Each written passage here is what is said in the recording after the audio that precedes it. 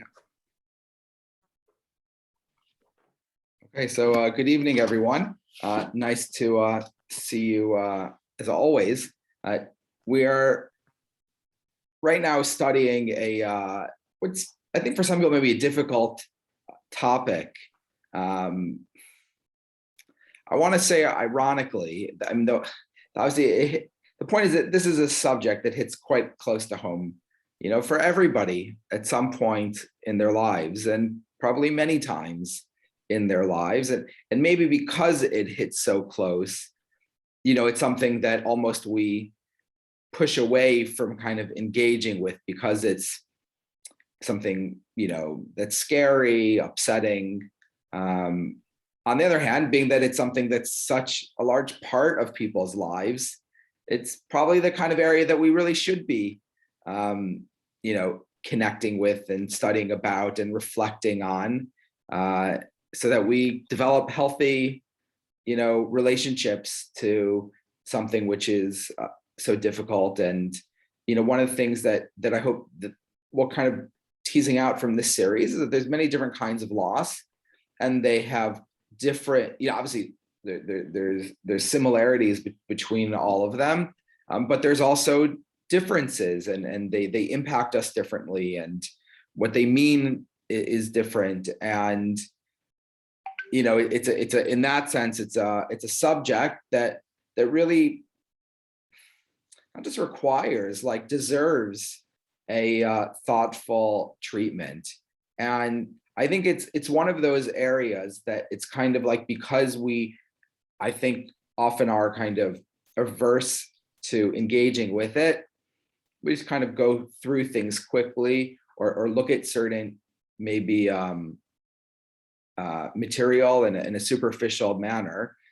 But when you're actually looking at it, you realize that it's staring you in the face all over the place. And I think that's, probably the case, is that, when you've experienced loss, as, I unfortunately have this past year, you then start seeing things, like you can't ignore it anymore. And you realize that ultimately, not surprisingly, the subject appears throughout, the Torah and throughout the tradition, because how could it not? It's part of every person's life, and especially when you're studying Bereshit, which is spanning many generations, and it's primarily interested in the story of, an intergenerational family.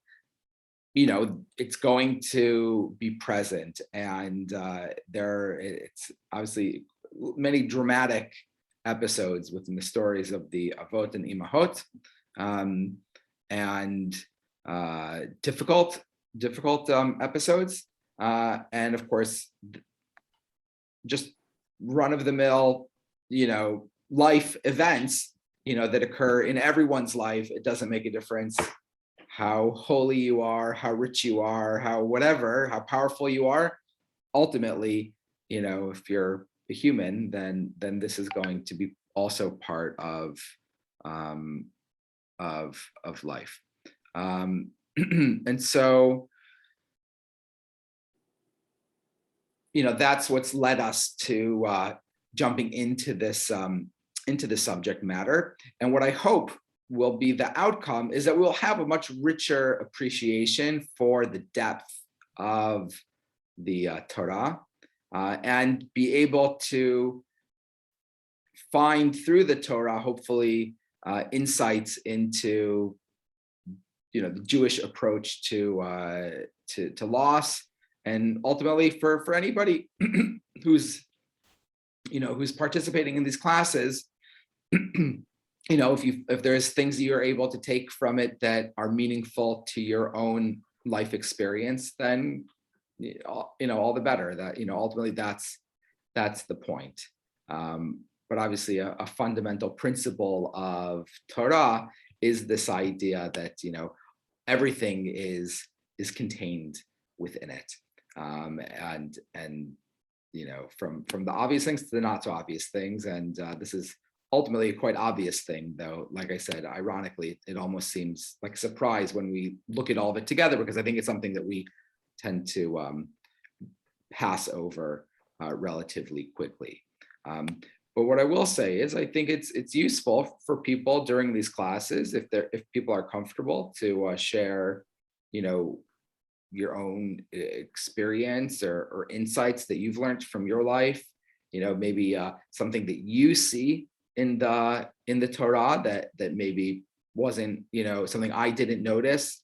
And that's often the case, that people have different experiences. You pick up on another angle or nuance that possibly somebody who wasn't thinking about that way wouldn't necessarily have realized, like, oh, that's a strange way to phrase something, or I would have expected something else to have been there, and why isn't it, and things like that. So I very much hope that this series of classes will be a type of study that does engender conversation and group reflection. And that's one of the reasons why I typically, and particularly in this class, invite people to read, is I think that helps, in a sense, even break the ice. Because even if you're just reading the straight text there, it means that we're kind of all getting used to talking and to sharing. And I think that's something that's important. And fundamentally, that's the style of Jewish learning. Jewish learning is not, shall we say, the lecturer in the university who speaks and the students write and listen. It's the chavruta, it's the study, it's the group study, it's the conversation, it's discussion, it's the idea that ultimately we learn from each other. And as it says in Pirkei Avot, mi talmidai yoter mikulam. For my students, I learn more than from anybody. And that idea that it doesn't matter how great you are, how much you know, and I'm not great, I don't know much, but to whatever extent anybody knows, ultimately there always is more for us to learn from those with whom we study. So last week we looked at some selections from the Torah that discussed the loss of a parent. And we looked at, the kind of reemergence of even people who kind of have been absent from the story, Ishmael and Esau, within the burial of the parent. And we spoke about sibling relationships in the context of the loss of parents. So I think probably something we could talk about for many weeks. So a very rich material. And I think there's probably more that could have been said on that we didn't get to. Today, we're going to look at the loss of a spouse, in the Torah. And again, there may even be some sources that I haven't included here that maybe we can even think about or talk about, because I think there's probably more episodes than even I presented here. So we'll kind of start with what I have here, and then we'll see if maybe we want to bring in any other texts into this discussion. And so I made for the title of this class the second one of Abraham's eulogy for Sarah. So let's start by looking at the verse that talks about the death of Sarah Imenu. Would somebody like to read source number 1 from Bereshit?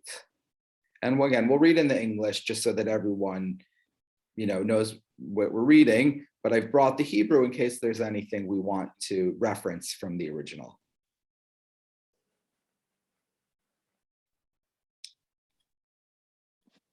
Eve, you want to kick us off, maybe? Okay. Yeah.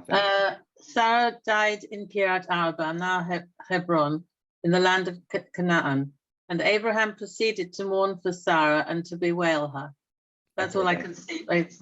Can you move it out?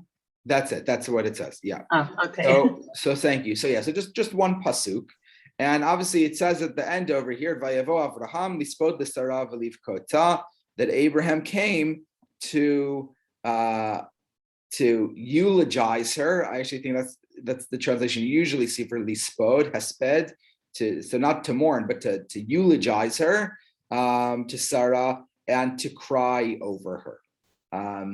And so we have these two things that are going on over there, right? This eulogizing and this crying.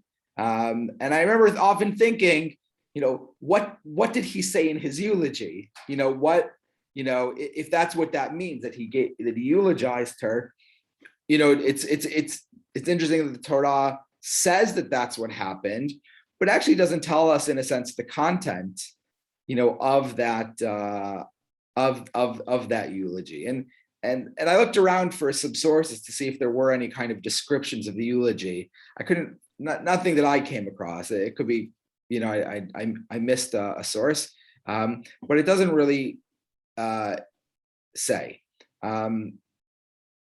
The order of this is interesting, right? The fact that it says he eulogized her, and then it says he cried over her. Does anybody have any thoughts on that order? Because normally you think, someone dies, you cry, and then you eulogize. So, any thoughts on it's like an interesting order in this context, and in fact, the Meforshim discuss the order to a degree that we're not going to go into it too deeply. They have different theories about what's going on. Maybe that when somebody first dies, it doesn't really hit you. And then you begin to talk about it or talk about the person, and then you feel, then it brings out the emotion in you. Yeah, I think that's good. It's interesting on a kind of a tradition framework.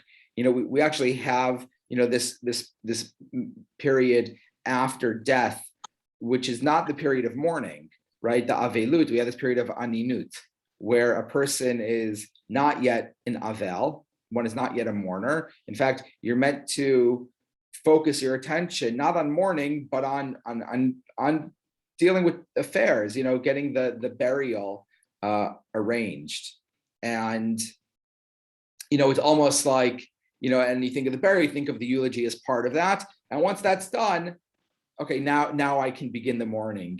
So like we have this like idea of like burial is important. You need to do it as quickly as possible. So you're just kind of busy getting it all in order. And then ultimately when that's done, then you can sit down and you can start the mourning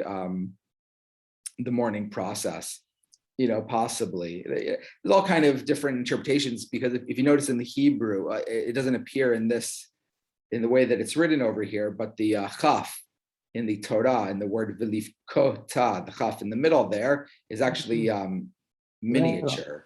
It's smaller in size, and so the midrashim try to understand why is one of the letters in crying smaller. Does it mean that he didn't cry so much because he knew she had lived a righteous life, and he knew it's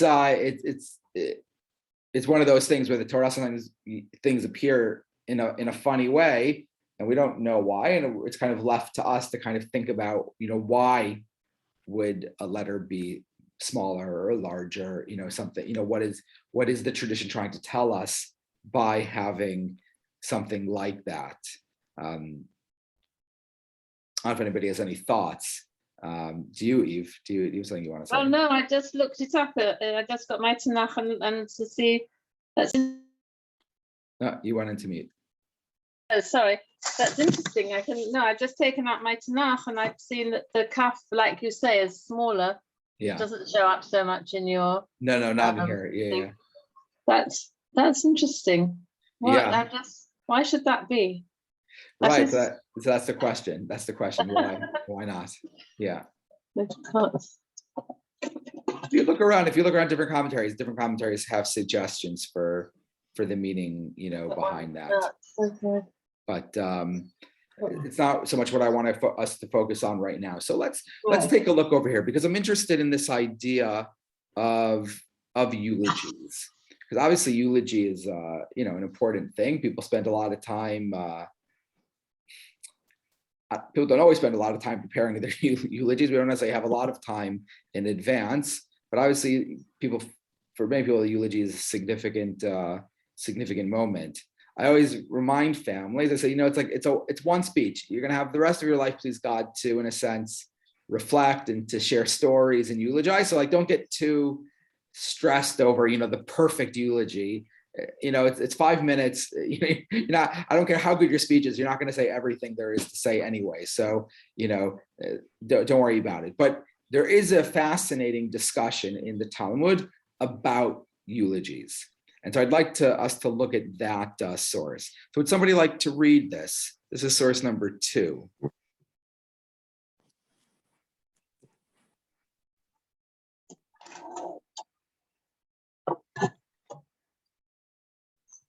You want me to, Shalom? Sure, great. Yeah, please. And anybody who would like. Okay. A dilemma was raised before the sages.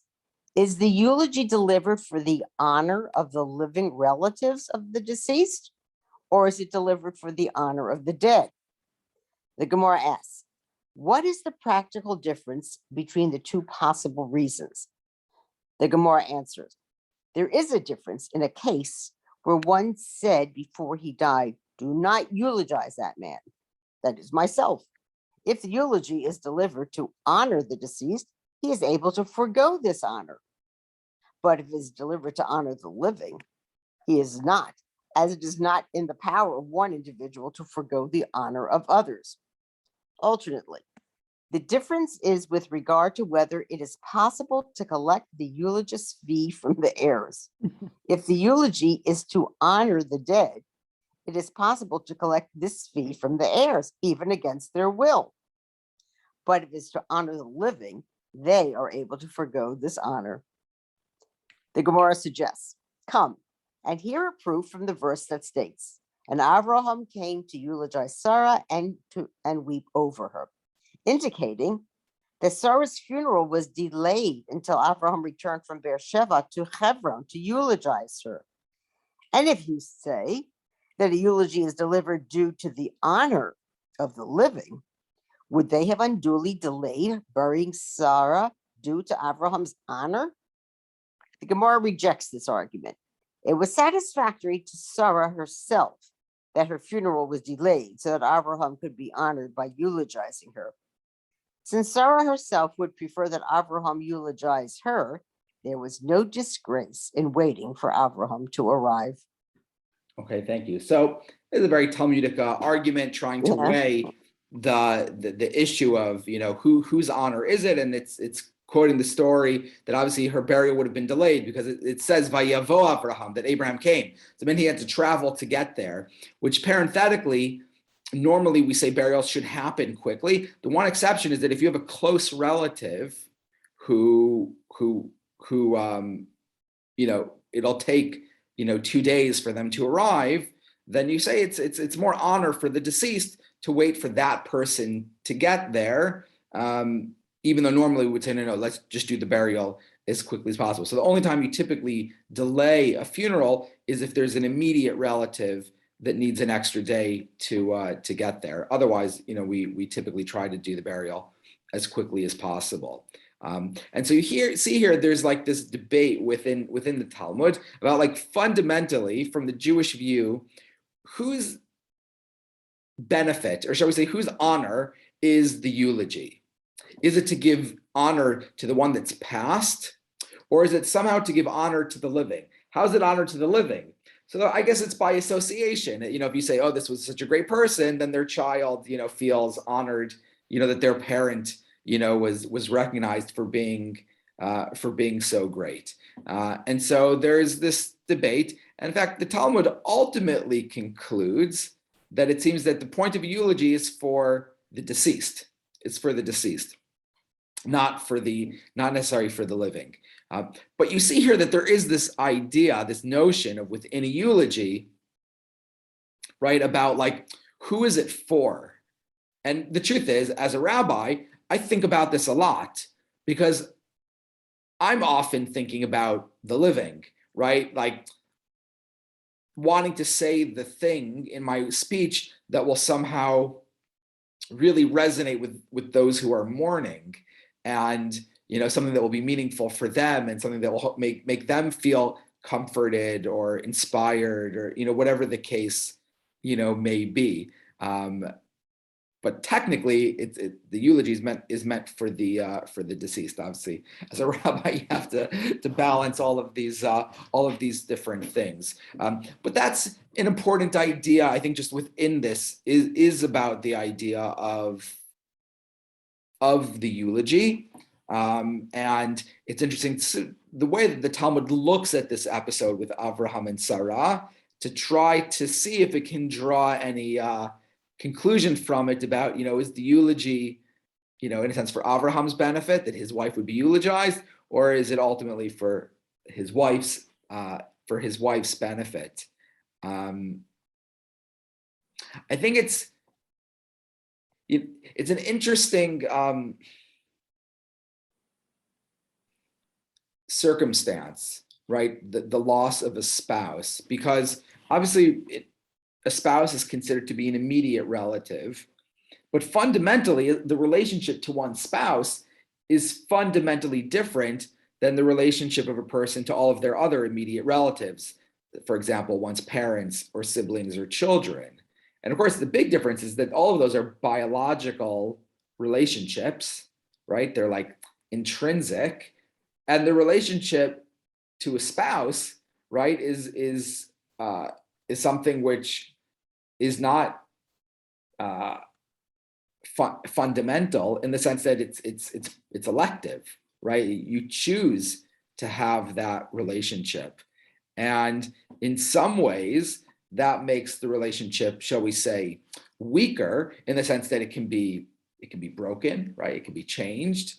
On the other hand, it makes the relationship maybe that much more like amazing, right? Or powerful, or, or deeper, because it's like you've chosen that, like you don't necessarily choose your relatives, your spouse, you choose, right? So, that you would hope that that's like, that really says something, right? That kind of conviction that you've chosen, to have that relationship. In other relationships, you don't necessarily keep or have on a deeper level, which obviously makes the kind of the relationship to that mourning important. And what this does, I think, on a deeper level, at least this debate in the Talmud, does underscore like a fundamental issue, not just within the eulogy, but kind of like within the whole process of burial and mourning, which is kind of like, what is the role of the living within that? Meaning, if the purpose is ultimately for the deceased, it's like a way we show honor. In fact, we say that, right? That during the kavura, during the burial, we say that that's a chesed shel emet. That is like a kindness which is like the truest kindness in the world, right? Because it's something that you do without any expectation of anything in return, because obviously you're giving honor to someone who can't pay back that. So if you do that, that's like real chesed. Like there's no ulterior motive associated with it. But ultimately, obviously, as the mourner, you gain quite a lot through that process, right? Of, shall we say, closing a chapter. I was talking to Andrea after last week's class, and she was saying, maybe that's the significance of Ishmael coming to bury Avraham. Maybe it has nothing to do with the Ishmael having a relationship with Avraham, but that's maybe specifically why he showed up. He needed to somehow close that, to round out that relationship by going and burying his father, who he didn't have a relationship with, potentially, And so there is that notion that obviously whatever, shall we say, the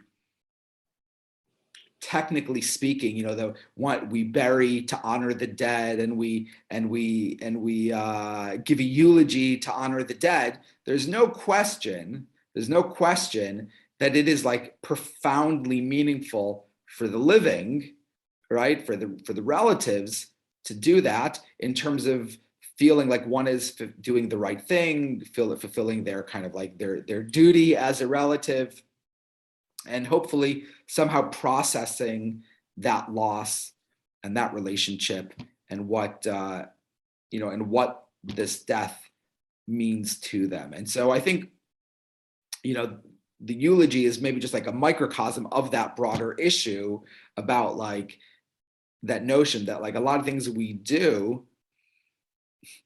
in a sense, almost do two things, right? They honor the dead, but they also are meant for those who, who outlive the deceased to be able to try and somehow, I don't know if make sense is necessarily the right word, but to somehow process that loss. And so in a sense, these things are ultimately also for those who survive.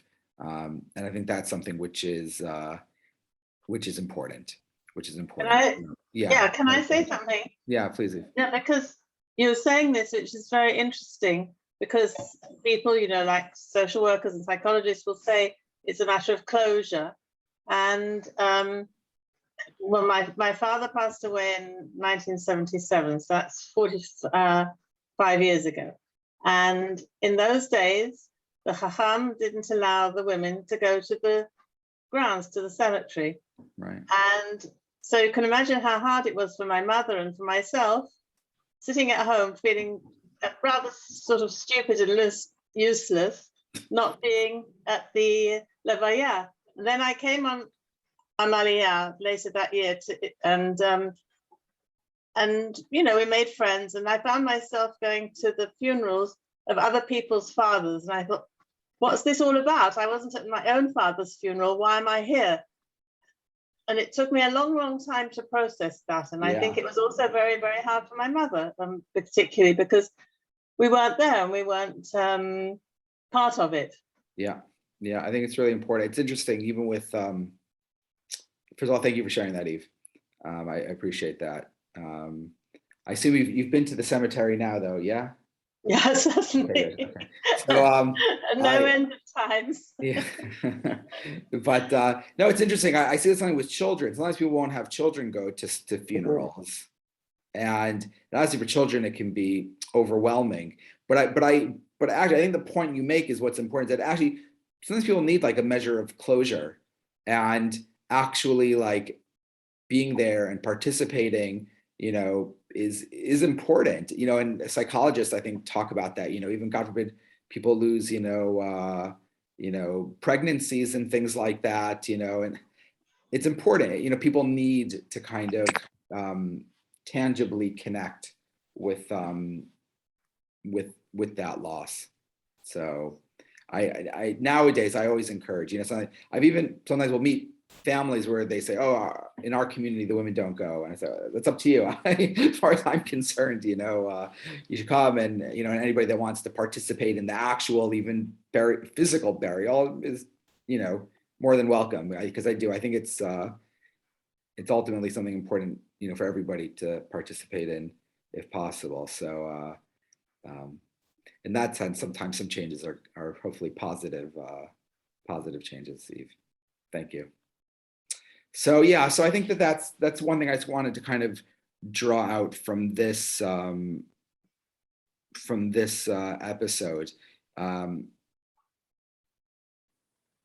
There's an episode I actually didn't bring in here, which so the others. So I'm going to tell you two. So there's two episodes I thought of originally to discuss here. One was the loss of Sarah. And the one we're going to look at in a second is the loss of Rachel. Can anybody think of another spouse that dies? Leah. Yeah, and what does it say about her death, Dorothy? Oh gosh.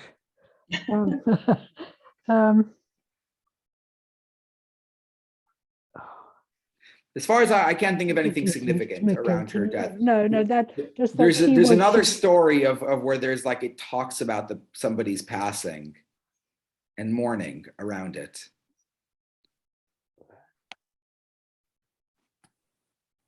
Yeah, well, it's in Bereshit. It's in Bereshit.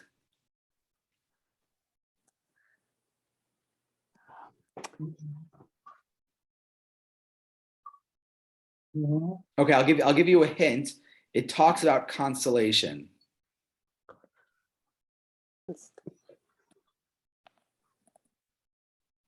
Does that trigger anybody's memory? yeah. I'll add one more hint. They skip this chapter in day schools. You don't read this chapter. Does that help? No. Well, that's with Dinah and Tamar. So, Tamar, right? So Yeah. so specifically Tamar, right? With Dinah, I know that in terms of No. spouse, right? So with Tamar, right? So her mother-in-law has died, right? And it's a really striking verse.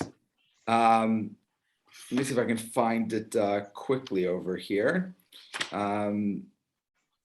Yeah, it says, I'll read this verse. So this is chapter 38, verse 12. It says, Vayirbu hayamim, days passed, Vatamat bat Shua eshet Yehuda, and the daughter of Shua, the wife of Yehuda, died. Vaynachem Yehuda, and Yehuda was consoled. Vayal agozet sono, and he went to shear his sheep, and lo and behold, he meets Tamar, right, who's dressed as a prostitute. And it's like this. It's actually quite crazy that like basically she dies and he was consoled. Like it's a very rapid turnaround, which. And then he goes and finds this prostitute. So there is this feeling, I think, within that story that like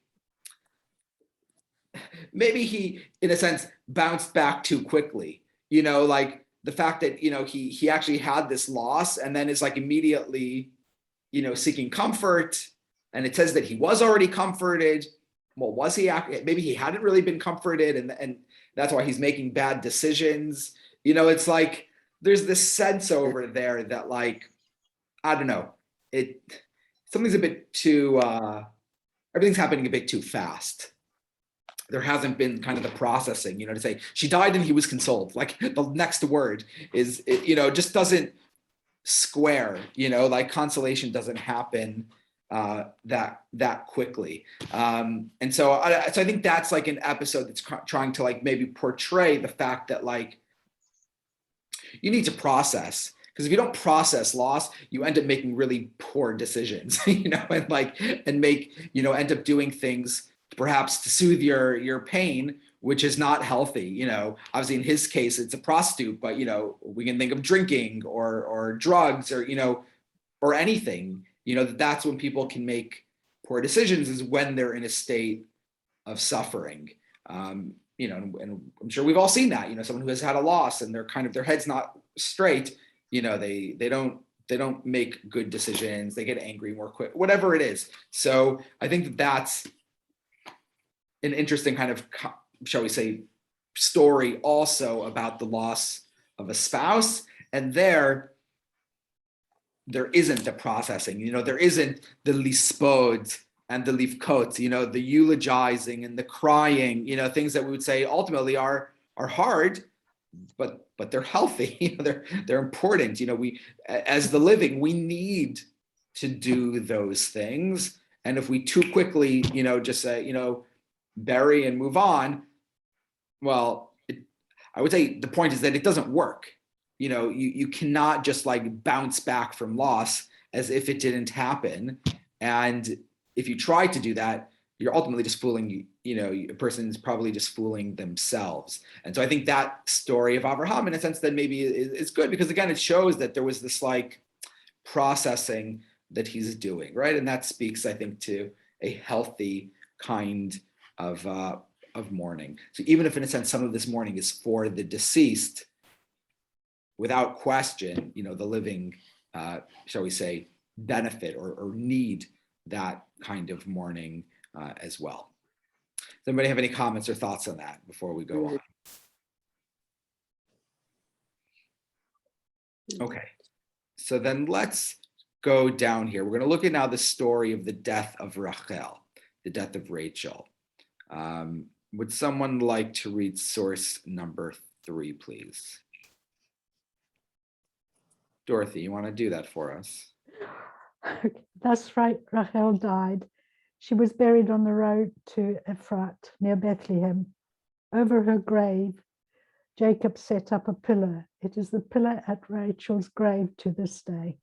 Great, thank you. So this is the story, Dorothy, that you referenced earlier, right? The fact that Rachel is buried on the way to Ephrat by Bethlehem, and Yaakov sets up a matzeva, a tombstone essentially, at her grave, which is there till this day. And you're right, the prophets write about this, that the descendants, as they go into exile, will cry at her grave.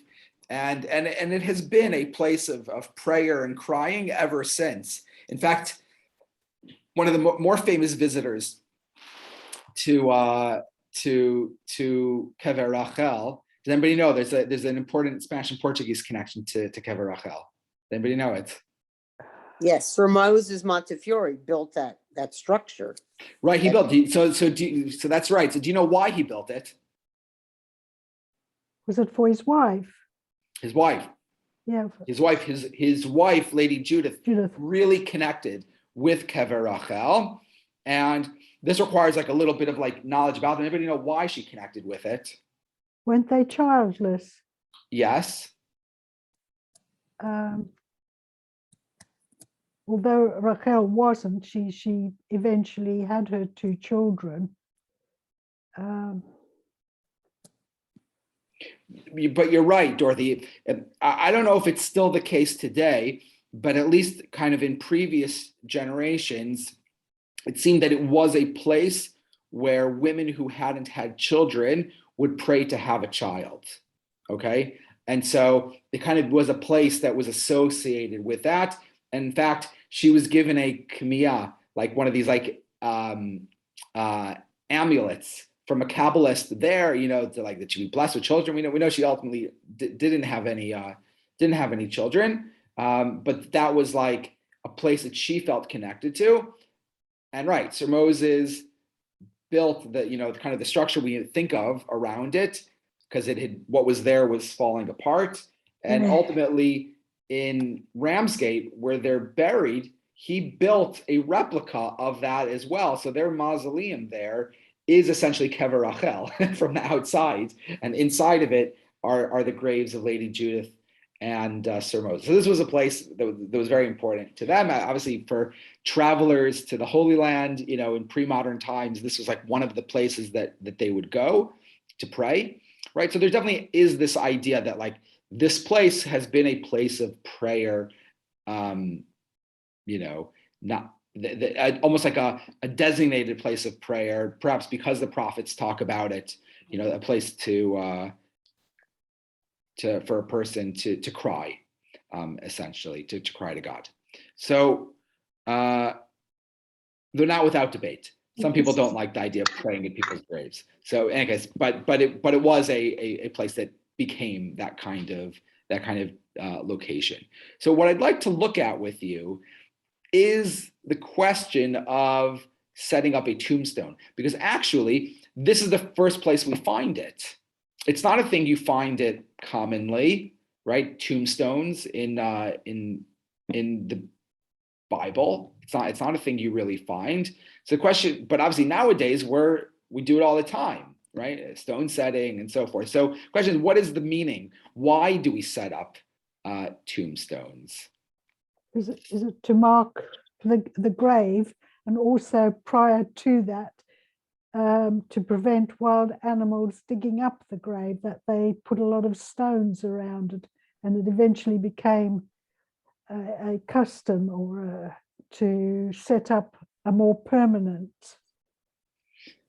So let's take a look. Maybe I'm going to look at 2 sources with you that provide different reasons, for that. Obviously, it's marking the grave. The question is why. What is the purpose of that? So I'm going to look at 2 different sources that say 2 different reasons for that.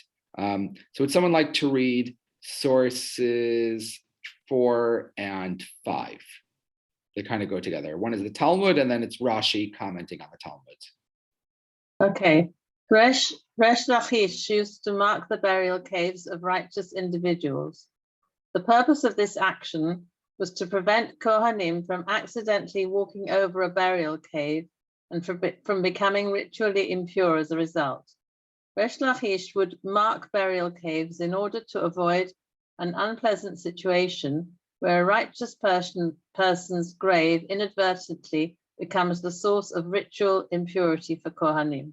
Lovely, thank you. So according to the halacha, a priest is not allowed to become ritually impure. And one of the ways that you can become ritually impure is by walking over a grave. And so as a way to make sure that the Kohanim would not do that, they would mark the location of where people had been buried. And in this instance, Reish Lakish would make sure that the righteous, especially, their graves would be marked, so that it shouldn't somehow be like that a righteous person caused a Kohen to become impure. And they were very careful about this in Israel, that graves were always marked, to the point that there's a teaching that says that like a Kohen in Israel can be confident they're ritually pure. A Kohen outside of Israel can't be confident, because outside of Israel, you never know where someone just was buried and they never marked it. But in Israel, they always marked it. So you could be a bit more certain. So one source is that it has to do with ritual impurity of Kohanim. Okay, that's one suggestion. There's another suggestion mentioned in the Talmud, the Jerusalem Talmud, which is source number 6. Eve, can you read that one too? In the view of Rabbi Shimon ben Gamliel, tombstones should not be erected over the graves of righteous individuals whose words are their memorial. Right. So here he says something which is like almost like not what you would expect. But he says, where should you not put a tombstone? By the righteous. Why? Because what's their legacy? Their teachings. So what he's basically saying over here is that for other people, you put a stone there in order that they should have some kind of like legacy, something to be remembered by. But the righteous don't need that, because they taught Torah and people have learned their lessons, and that will ultimately be their legacy. It's an interesting thing to think about. I've been thinking a lot about legacies and how legacies are maintained, and how we go about doing that. But within this source, right, it's saying that one of the reasons you have a tombstone is that there should be some kind of, shall we say, memorial to the person who died. And I think that's an important, probably an idea that more resonates with the way that we do tombstones today, right? That it's there as a memorial to the person who died. Again, a way of perhaps showing honor to the deceased, that they've not been forgotten. There is a memorial that reminds us, or that kind of marks that, there was this person, this is who they were. Essentially. We'll get back to this to reflect in a second, but I'll just make a comment that, this story about Rachel being buried along the way reappears at the very end of Genesis by the time of the death of Jacob, because Jacob essentially apologizes to Yosef, it seems, at the end of his life, because he says in source number 7, I'll read it. It says, this is Jacob talking to Yosef before he died, before he's going to bless his sons. He says, when I was returning from Padan, Rachel died while I was journeying in the land of Canaan, when still some distance short of Ephrat, and I buried her there on the road to Ephrat, now Beit Lechem. So he basically says over here, I buried her along the way. The commentaries say the reason he's mentioning this is that in a little bit, he's going to ask Yosef to bury him in the cave of the patriarchs. So he's basically saying, like, listen, I'm sorry that I didn't bury your mother there, and you may not want to do this, but I'm actually asking you to make sure that I at least end up in Marat HaMachpelah. And so it seems like he's somehow being a bit sheepish, perhaps, about the fact that he's asking Yosef to do something that he himself didn't do. The commentaries say that in a sense, he didn't have a choice, because she died where they died. And to remember, when did she die? Just as Yaakov was returning. So he had all the children, all the cattle. It wasn't like he was agile. There was he couldn't just get up and go to Hebron, and he was kind of limited in his movements. And so that's ultimately why he buried her where he buried her. but it seems that, he still felt obviously bad about that. And again, it could be that's the reason that he made sure to put a matzeva, a marker there, so that, it shouldn't be lost. Like he still wanted to, shall we say, maybe give honor to her, that she, even if it's not Marana Machpelah, the cave of the patriarchs, still her place of burial would be remembered. And as Dorothy mentioned, right, the prophets say that the Jews would pray by her grave in the future when they went into exile. And in fact, one of the midrashim say that when they returned from Israel after burying Jacob, so I remember last time we quoted the verse where the brother said they saw that, it says they saw Joseph, and then it says that they went and told Joseph, oh, this is what Jacob told us to tell you. So the commentaries wonder, what did they see? It doesn't say what they saw. Some say, oh, they saw that Joseph didn't invite them for dinner the way that he used to when Jacob was alive. One of the midrashim say, what did they see? It was actually the fact that Joseph was delayed. Joseph went to go pray at the grave of Rachel. That he, on the way back, stopped there because it was marked, and he was able to know where his mother had been buried. And so it serves a purpose, right, to mark that grave. To me, what's interesting about the marking of a grave, and I actually often say this when I do a stone setting, is I tell families that, like, we've set the stone. It's a way of honoring, your loved one. And I said it really serves this like dual purpose, because when you have a stone, in a sense, you have a place to go and mourn, right? A place you can go to when there's a nachala or before the high holidays, when you go there. On the other hand, it, in a sense, helps free a person, right? Because if you know that there's like a designated place to go and mourn, then that helps a person to not feel like they have to always mourn. Like when there's something tangible, then it allows you to be like, okay, that's where my mourning lives.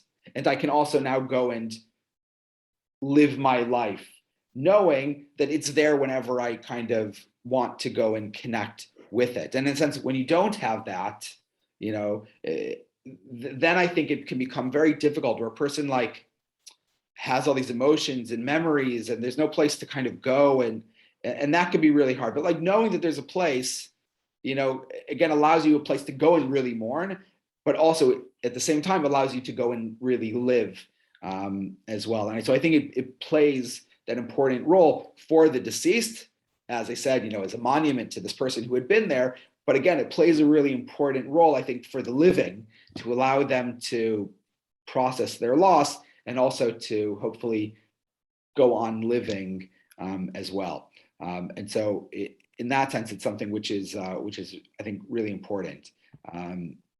What I think is interesting about these verses, these are like some key elements within Judaism, that we do, that you can see there's Talmudic discussions about eulogies and tombstones and things like that. And to me, it's interesting, these things are introduced in the context of burying a spouse. That this is where, in a sense, the Torah introduces these ideas to us. And again, I don't think that is necessarily by accident. And I mentioned earlier the significance of a spouse, that this is like the one relationship, obviously with friends, but like familiar relationship that a person chooses, the person chooses. And that adds a great amount of intensity to that relationship. But it also, in a sense, that relationship can also be a bit more fragile. And maybe in those contexts, you need those other things to create that like bond that goes even beyond death, as it were. Familiar relationship is familiar. It's your parent, it's your child. Like that can't be separated. It doesn't matter what happens. You can disappear. That's still your parent. That's still your child. But it's spouses, we know that people can get divorced or whatever, So actually these things maybe in the context of like a spouse become even more important to like process the intensity of that relationship, and to really maybe even more so like cement the significance of the fact that these relationships are are something which are enduring anyway. As somebody, I heard somebody once refer to biological relationships and logical relationships. Sometimes people don't necessarily think their biological relationships are so logical, but then you have your logical relationships, which are the people that you choose, in your life. And hopefully one's biological relationships are also logical. But the point is that obviously your spouse is logical. That's something that a person has proactively chosen. And so perhaps it's particularly with a spouse where there is that kind of intensity, different than with a parent, though we'll talk about that maybe a little bit next week, a bit more, where the Torah makes the point to introduce all of these processes of mourning, which are maybe really important to process that kind of loss. Just the thought that I've had. I'm curious if anybody has any other reactions or thoughts on anything that we've said tonight. Rabbi, I'm not sure whether I learned it, read it, or was told, but Rachel wasn't buried in the cave in Machpelah because of going into Israel, that it wasn't allowed for a man to have two wives. Eventually. So the law, so thank you, Dorothy. So the law is that obviously you can't be married to two sisters. Now, so there's a whole discussion among the sages, so how did Jacob do it? So one of the answers they give is one answer is, well, it was before the Torah was given. Those laws didn't apply. Yeah. The other explanations, Ramban says this, it says, no, of course, the forefathers kept all the laws, but only when they were in Israel, not when they were outside of Israel. So outside of Israel, you could have two wives, but in Israel, you could only have one. That's why, in a sense, Rachel had to die. And it would have been inappropriate for Rachel and Leah to be buried together with him, because it would have that relationship, in a sense, in Israel was inappropriate. Maybe again, that's like a suggestion, shall we say, for why he wouldn't have brought her to the cave, and maybe why he specifically buried her along the way. It's not in the Torah, it's conjecture, but yeah, there is such a view out there. Thank you, Dorothy. Thank you. Anybody else have any thoughts on anything?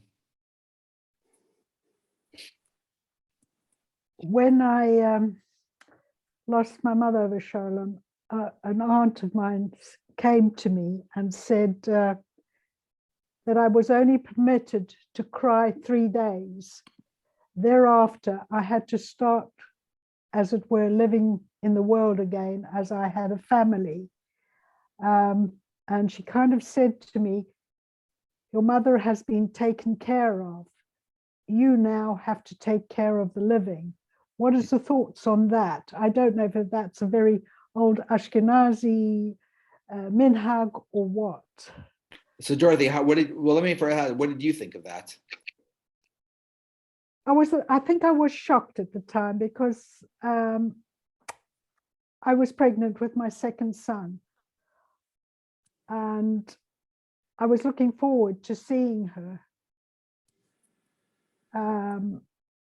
And somehow or other, prior to being informed of her passing, it might sound strange, but I had like a wave come over me, which I've never forgotten, that my unborn child would be named after her. Wow. But, so I guess, so what did you make of what your aunt said to you? Did that I think I found it resonate with you? Like, do you appreciate that, or did you think that actually there's something that felt a bit didn't sit right with you, that approach? It was much softer than another aunt who saw me maybe 24 hours later and said to me, "Are you better now?" She was very harsh. I shouldn't speak ill of the lady, but that was the contrast that I was faced with at a time that I was very sensitive, having missed seeing my mother for the last time, and being confronted with two different, shall we say, opinions. Well, it's interesting. Both those opinions actually sound very similar to me. I mean, 1 day versus 3 days, whatever. But like both of them basically were saying, all right, in short order, kind of get over it.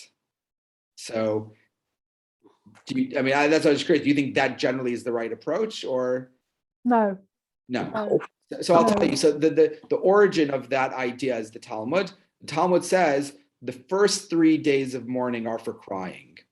Now, I think it probably is a misinterpretation of that in a sense, for that to be interpreted as, oh, one is not meant to cry after 3 days. That's not what the Talmud is saying. The Talmud is being sensitive. It's saying the first 3 days, a person will be crying. So what it basically is saying is that it is very difficult, or perhaps almost inappropriate, to try and to console somebody in the first 3 days after they've buried a close relative, that those first 3 days are for crying. And in fact, there's a teaching that says that, in a sense, during those first 3 days, you don't talk, you just sit with the person. It's only after those 3 days that then you can kind of start reflecting and talking. And, having experienced, obviously for me, it was quite shocking loss. I experienced that. Those first 3 days is like, you can't even talk. You're just like, you're just in shock, processing loss. And I think that's what the Talmud is saying. So it's not saying, after 3 days, okay, get over it. Quite the opposite. Shiva lasts a week. You then have the Shloshim. You then have the year. I mean, if anything, it's quite the opposite. The Torah is telling you that it takes time. It takes time to process loss. Perhaps the internal emotions are evolving during that time, and there's intensity, and maybe it wanes as you go, but definitely not to say after 3 days it's over. And I think it's quite clear that the tradition is that it's not over, and after 3 days. 3 days is just the more intense. So I think that's probably where perhaps your aunt got it from, though. I wouldn't. I think it was applied perhaps a bit perhaps differently than I would have. thank you. Thank you. Anybody else? Okay. Well, thank you everyone for coming today. Next week, we're going to look at the episode of Jacob and Joseph. We'll particularly look at the verse where it says Jacob was not consoled. And so obviously in that class, we'll be looking at the death of children in the Torah, where there's again a number of episodes about that. And yeah, I'm glad we're studying these difficult topics together. Thank you for coming and sharing your personal experiences. That's not always easy to do, but I think always actually really important and healthy. So thank you everyone for coming and studying tonight. And I look forward to seeing you all next week. Thank you very much. Thank you, Rabbi. Bye-bye. Bye. Have a good night. And you.